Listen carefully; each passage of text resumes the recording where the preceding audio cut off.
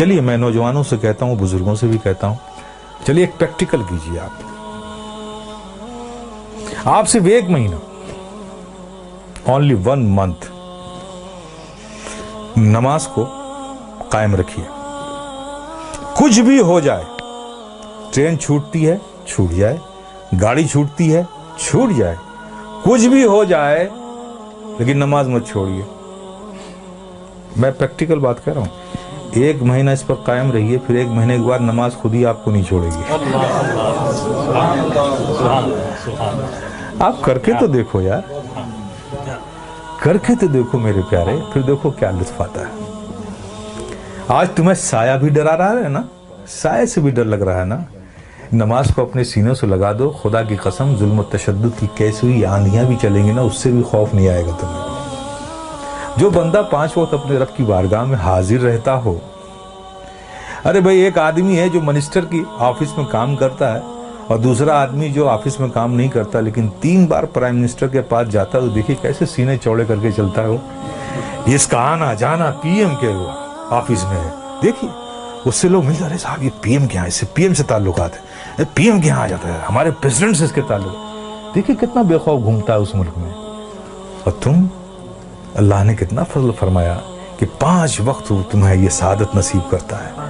میرے بندو آؤ میری بارگاہ میں، جب تم کھڑے ہوتے ہو تو میں تمہیں دیکھتا ہوں، تمہاری عبادت. اور ایسی حالت میں کھڑے ہوتے ہو، ایسی حالت میں کھڑے ہوتے ہو، چونکہ میں دیکھوں گا نا تو میں جسے دیکھوں اس کی حالت بھی تو ویسی ہو.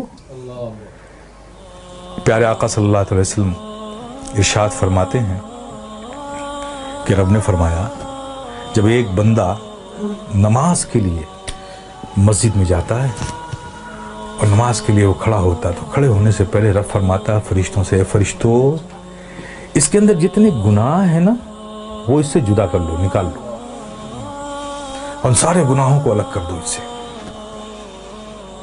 فرشتے اس کے سارے گناہ نکال لیتے ہیں.